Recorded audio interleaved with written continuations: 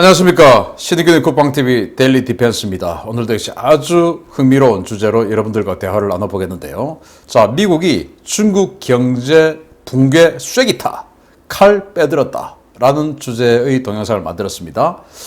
요즘 제가 데일리 디펜스 또는 시큐리티 뉴스 등을 통해서 중국의 경제가 폭망하고 있는 여러 가지 통계 지표들 그리고 실제 상황들을 여러분들께 알려드리고 있는데요. 그런 것들은 실제 실물 경제에서 일어나는 일이고 정치 외교적으로 그것을 가속화시키는 그런 조치가 이제 들어갑니다. 그 상황을 여러분들께 알려드립니다. 중국 큰일 났네요. 자, 우리 국립외교원장, 중요한 자리죠. 외교원들 교육시키는 곳인데 여기 홍현익 박사라고 저하고 방송 출연 같이 마상대 많이 했었죠. 뭐 같이 출연 많이 했었는데 이 홍현익 박사가 국립외교원장이 되고 나서 정말 좀 희한하게 이상해진 것 같아요. 역대급 망언을 했는데 미국은 북한의 단거리 탄도탄 봐주고 제재를 풀어라 이렇게 이야기를 했어요. 뭐라고 이야기했냐? 미국은 북한의 단거리 전술미사일 발사에 대해 하나하나 유엔 안전보장이사회에 회부하고 있는데 대한민국도 순항 차원에서 사거리 1000km 넘어가는 미사일 개발하고 있지 않느냐?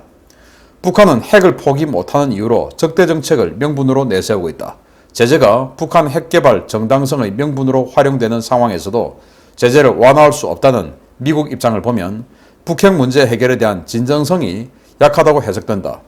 스냅백이라는 조항도 있고 북한이 약속을 안 지키면 다시 제재를 가할 수 있는데 왜 머뭇거리냐 라는 거예요. 자, 북한이 지금 단거리 미사일 쏘는데 그것을 지금 이 바이든 정부가 유엔 안보리 회부해버렸죠. 그래서 안보리 소집을 해버렸습니다. 그러니까 왜 그러냐 도대체 단거리 그거. 대한민국 군도 지금 단거리 미사일 쏘고 있는데 왜 북한만 그러냐. 이거 북한이 주장하는 거와 똑같은 주장 아닙니까? 아니 대한민국 국립외교원장이 북한이 주장하는 거와 똑같은 주장을 합니다. 왜 북한은 제재를 받고 우리는 안 받는 그 근본적인 원인이 뭡니까? 불법 핵개발 때문 아닙니까? 그런 상황을 전혀 이해하지 않고 북한 그 무엇이라고 지금 이렇게 이야기를 하면서 만약에 제재 풀어주고 대화했다가 그 또 위반하면 스냅백 해서 다시 제재하면 되지 않느냐. 아니 그럼 북한이 무서워합니까? 안 무서워하죠. 그러면서 이렇게 이야기하죠. 제재를 좀 풀어주면서 오히려 북핵 문제 해결로 가야 된다.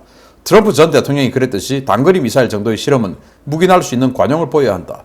아니 트럼프 시대 때는 트럼프 대통령을 그렇게 욕하더니 이제는 또 트럼프 때는 단거리 미사일 정도는 뭐 봐줬는데 바이든 당신은 왜 안 봐주냐?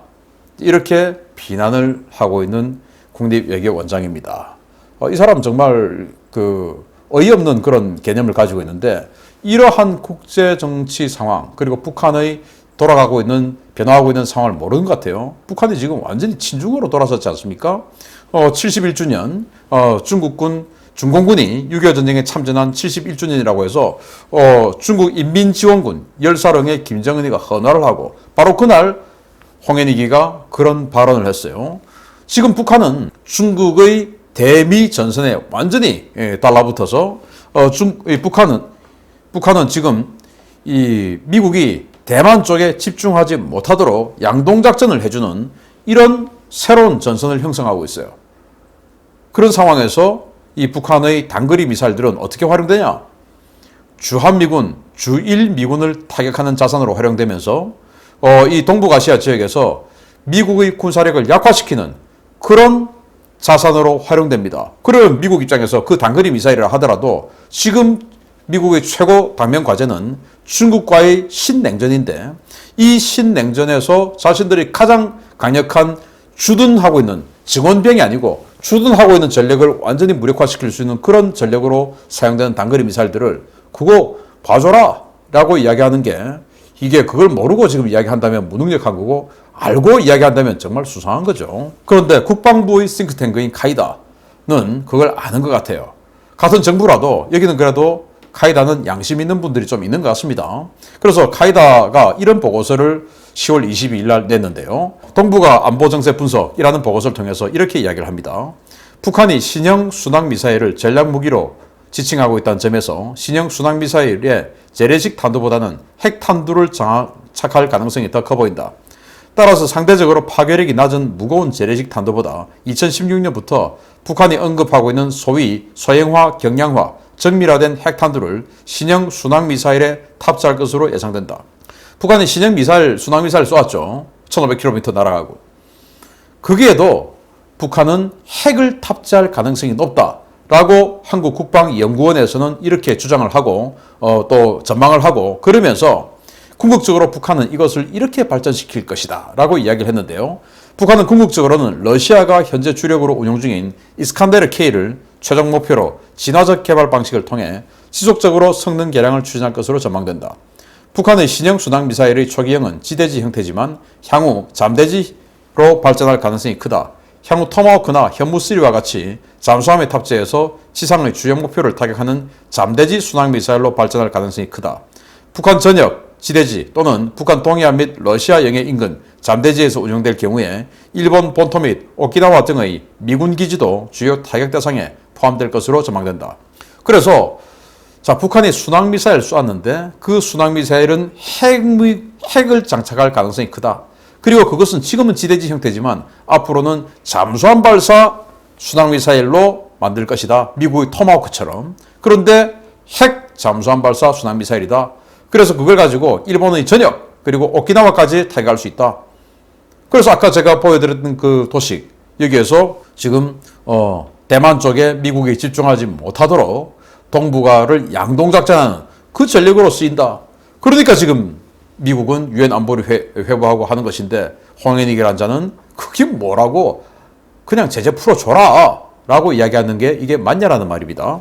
자, 이러면서 이제 미국에서 완전히 동시다발적으로 여러 군데에서 세컨더리 보이콧을 해야 된다 라는 주장들이 본물처럼 터져 나옵니다. 자, 북핵 문제를 대중 전략의 하위 요소로 판단합니다. 이제는. 그래서 과거에 작년까지만 해도 코리아 미션 센터가 있었지만 이제는 코리아 미션 센터 없애고 차이나 미션 센터 그리고 코리아 미션 센터는 인도 태평양 미션 센터로 집어넣었어요. 그러면서 이 인도 태평양 전략 전체의 하위 요소 컴포넌트로 북한을 보겠다. 그래서 이제는 북한 문제를 그냥 북한과 대한민국 그리고 북한과 미국 이 1대1 요소가 아니라 완전히 글로벌 문제다 북한은 라고 생각하는 것입니다. 자, 그러면서 이렇게 이야기합니다. 심층기사라고 보이스 오브 아메리카가 10월 26일 날 심층기사라는 타이틀을 달고 아주 긴 장문의 기사를 올렸어요. 뭐라고 했냐?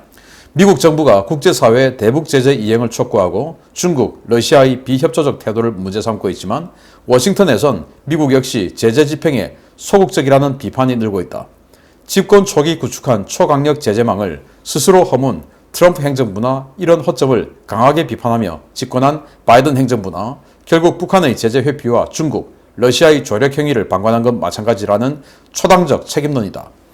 유엔 대북제재위원회 전문가 패널 위원을 지낸 조지 로페스 노트르담 대학교 크록 국제평화연구소 명예교수는 트럼프 행정부가 명백한 안보리 결의 위반인 단거리 탄도탄 문제를 안보리에 상정하지 않았다라고 비판했고 대북제재 전문가 조슈아 스탠튼 변호사는 바이든 행정부가 북한과 제3국 제재 위반자를 제재 대상으로 지정하도록 한 미국법을 무시하고 있다라고 비판했다.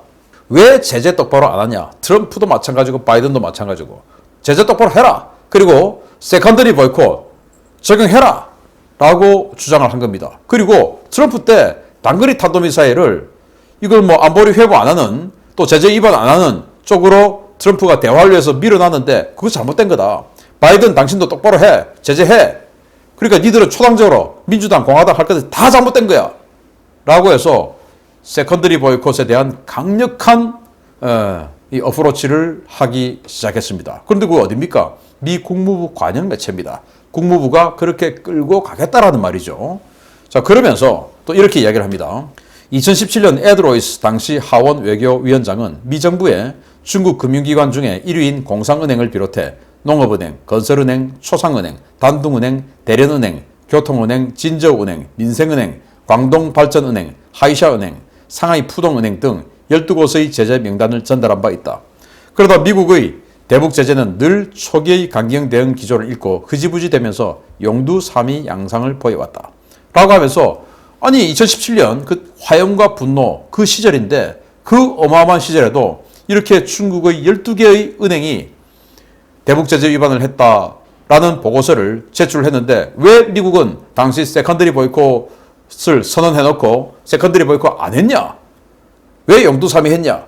라고 지적을 하면서 또 이렇게 얘기하죠. 북한의 제재 회피와 국제사회의 느슨한 제재 이행을 외부의 책임으로 돌리기 전에 자국 제재법까지 무시하며 훌륭한 압박 도구로 활용하지 않고 있는 미국부터 정책 정비와 실행에 나서야 한다는 요구가 나온다. 그래서 미국이 제대로 압박해라 라고 촉구를 하면서 자 이렇게 또 이야기합니다. 제재 전문가들은 미국과 유엔이 비효율적 제재 이행 관행을 극복하고 오랫동안 축적된 정보와 현행 제재 수단을 적극적으로 활용하면 북한의 자금줄과 일부 국가의 조력 행위를 한꺼번에 차단할 길이 열릴 것이다 라고 강조했습니다. 제재 자체가 문제가 아니라 소극적 이행이 걸림돌이 되어 왔다는 오랜 인식에 바탕을 둔 제안입니다. 그래서 지금 이 그동안 중국이나 북한 또는 이 북한의 조력 그룹인 러시아 이런 주변국들이 북한의 유엔 대북 제재 결의안을 위반하고 했던 그 수많은 자료들이 다 있다. 그것만 지금 다시 모아서 소급 적용해도 어마어마한 핵폭풍급의 그런 제재를 할 수 있다. 그러니까 그거 지금이라도 끄집어내어서 해라. 라고 이 미 국무부 관영 매체가 심층 기사를 통해서 지금 기사를 냈는데 이제 대북 제재 그리고 세컨더리 보이콧 이게 본격적인 화두가 될 것이라는 것을 우리가 알 수가 있는 겁니다. 그동안 세컨더리 보이콧 이런 말 잘 안 나왔죠. 바이든 시대에 들어와서. 그런데 이제부터 본격적으로 미 국무부가 그 이야기를 하는 겁니다. 자, 그러면 이 세컨더리 보이콧 뭐가 이렇게 무섭길래 미국이 그동안 안 했고 또 이걸 하면 어떻게 될 거냐? 파산을 부르는 충격파예요. LBAV 바로 라트비아 이제 나토 회원국이죠. 발틱 3국 중에 하나인 라트비아에 있는 은행인데 이거 대북 제재 위반했다고 트럼프 시대 시범 케이스로 딱 하나 그냥 은행 하나 폐쇄시켜 버렸습니다. 그랬는데 이 3국 제재 즉 세컨더리 보이콧은 어떤 효과길래 은행이 한 방에 문을 닫아 버렸냐? 이거 이렇습니다. 제재 대상 국가 또는 단체, 개인과 거래하는 제3국의 기업, 은행, 정부, 기관, 개인에 부과하는 제재입니다. 세컨더리 보이콧 대상으로 지정되면 해당 주체와의 거래가 곧 미국 정부의 제재 사유가 될 수 있어서 거래와 투자가 순식간에 증발되며 스위프트 시스템에서 퇴출로 외화 거래가 불가능해져서 시장에서 문자 그대로 삭제되는 처지가 되는 제재입니다. 자, 그래서 원래 세컨더리 보이콧은 그냥 이 미국하고 거래를 할 수 없다. 또는 이 미국이 가이드라인을 설정해 놓은 이 제재 이걸 위반했기 때문에 앞으로 미국 정부 그리고 미국 기업 미국과 관련된 그 어떤 기업과도 거래할 수 없다라는 제재였어요. 그러다가 트럼프 시대에 이 제재를 더 강화시킵니다. 이건 여야 합의, 민주당과 공화당 전부 합의해서 초당적으로 합의한 내용인데요. 뭐냐? 스위프트 코드에서 삭제한다. 그래서 국제금융망이 있지 않습니까? 미국이 달러라는 기축통화를 가지고 국제금융망을 만들어놨죠. 그래서 우리 한국의 국민 KB은행이라든지 신한은행에 다 이 온라인 코드가 다 있지 않습니까? 그 온라인 코드를 삭제해버리는 겁니다. 그러니까 그냥 국내 자기네들 국내에서 예를 들어서 우리 한국에 A라는 은행이 있다라고 하면 그 A 은행이 국내에서 그냥 온라인 거래하고 하는 건 괜찮은데 국제 거래망은 그냥 삭제가 되는 거예요. 치명적이죠. 외환 거래를 못 한다는 거. 그래서 아예 이 국제 거래망에서는 여기는 금융기관으로 인정 안 해주는 겁니다. 은행의 경우에 그렇고 회사의 경우에도 그래요. 회사도 그냥 국내에서 그냥 소매만 하고 이러면 또 문제가 없어요. 그런데 수출입을 한다든지 이러면은 외환이 필요하지 않습니까? 이걸 못해요. 회사도 끝나는 겁니다. 금융기관 같은 경우에 세컨더리 보이콧 딱 걸려버리면은 국제 거래를 못하기 때문에 그냥 은행에 예금 넣어놨던 거 다 빠져나가죠. 그냥 끝나는 겁니다. 그래서 이 ABLV가 한 방에 가버린 겁니다. 이거를 그동안 적용을 못했어요. 왜? 너무 세니까. 핵무기도 그래서 미국이 핵무기 사용 지침서를 다시 개정을 해서 저위력 핵탄두를 쓰자. 그래서 너무 위력이 강한 메가톤급 이거 어떻게 사용하냐. 그래서 저위력 핵무기를 쓰자라고 해서 저위력 핵무기를 만들고 그걸 사용하는 가이드를 만들었지 않습니까?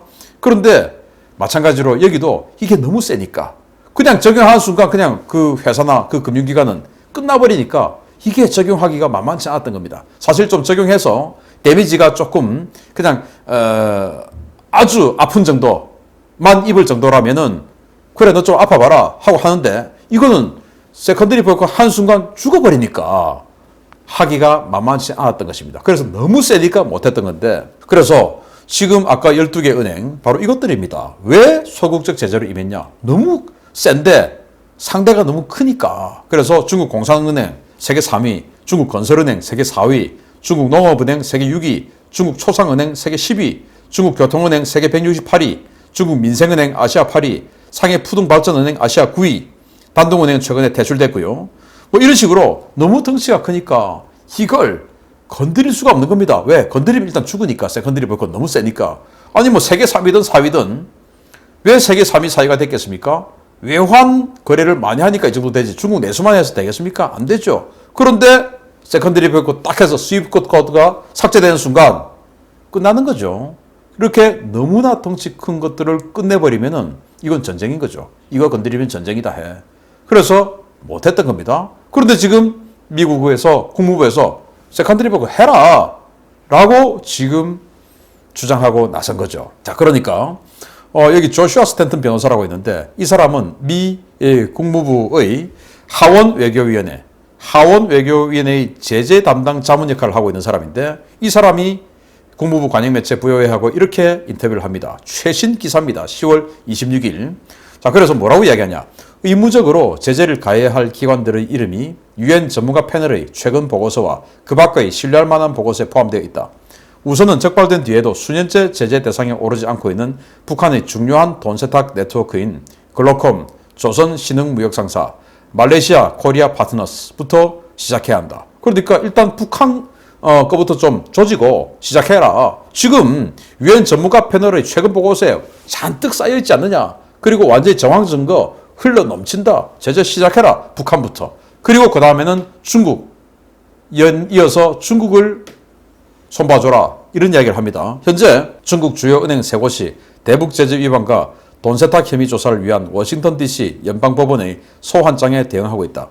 이들 은행이 고의로 법을 위반했다는 증거가 나올 경우에 바이든 행정부는 형사 고발과 민사 처벌을 통해 9자리 숫자의 벌금과 몰수 조치를 강행함으로써 본보기로 삼아야 한다.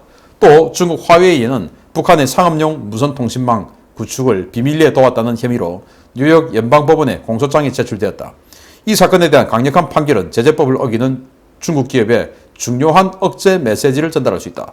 그래서 아까 12개 은행 그거 일단 빼고 지금 현재만 해도 중국 은행 3곳이 미 워싱턴 DC 연방법원에 지금 제소되어 있다. 그래서 판사가 볼 텐데 그 정황 증거가 사실이라고 하면 세컨더리 보이콧 바로 날려라 라고 이야기합니다.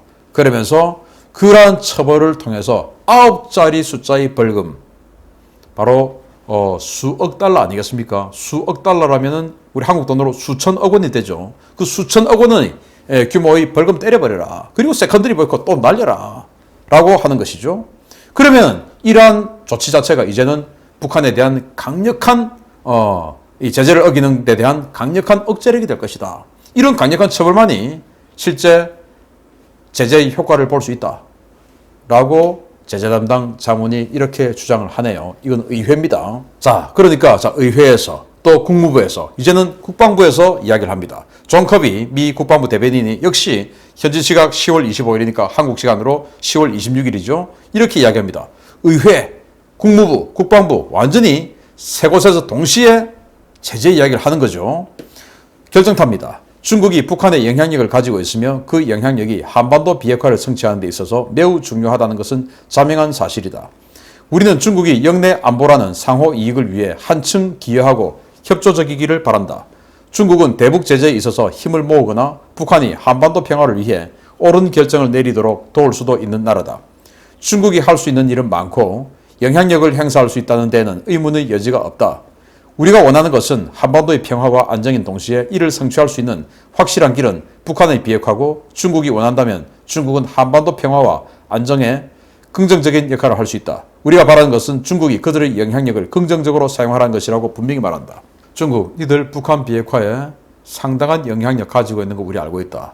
그런데 지금 그 영향력을 사용하지 않고 있다. 오히려 그것을 반대로 해서 제재를 위반하고 있다. 똑바로 해.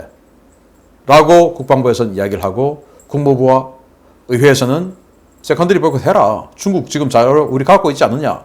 라고 주장을 한 상황입니다. 이런 상황에서 우리 한국 국립외교원장은 제재가 웬 말이냐. 이렇게 나오고 있고 북중 혈맹 강화. 그래서 요즘 이런 이야기들이 나오고 있는데 그게 오히려 중국 경제 붕괴의 트리거가 될 수 있다. 라는 겁니다. 중국이 북한을 살려주어서 북한을 중국의 방파제로 계속 유지해 나가는 이 수단으로 삼기 위해서 계속 북한에 링거 주사를 놔주는 이런 제재 위반 행위를 하는 이것들이 결국은 지금 무너지고 있는 중국 경제를 완전히 금을 쫙 벌려버리는 확실한 트리거가 될 수 있다라는 그런 겁니다. 그래서 지금 갑자기 중국에 대해서 세컨더리 보이콧해라 라는 주장이 미국 조야에서 나오기 시작했다. 그러면 언젠가는 그런 것들이 대단히 가시적인 그런 조치가 시작될 텐데 그 가시적인 조치, 중국에 대한 가시적인 조치 사실 좀 부담스럽죠. 하기 전에 시범 케이스로 조금 약한 나라, 약한 기업 대상으로 한번 스파링 한번 해보지 않겠습니까? 저는 그 스파링 대상이 대한민국 기업, 대한민국 은행이 될 수도 있다라는 우려를 합니다. 정권 잘못 창출한 바람에 그렇게 될 수 있죠. 그래서 빨리 정신 차리고 우리도 지금 세컨더리 보이콧이 진짜로 이제 적용될 이런 상황에 오고 있는 것 같은데 우리 정부 정신 바짝 차리고 지금 북한 도와주고 있는 뒤에서 도와주고 있는 이 여러 상황들 빨리 접기를 바라고 중국은 세컨더리 보이콧 맞기를 바랍니다. 마치겠습니다. 감사합니다.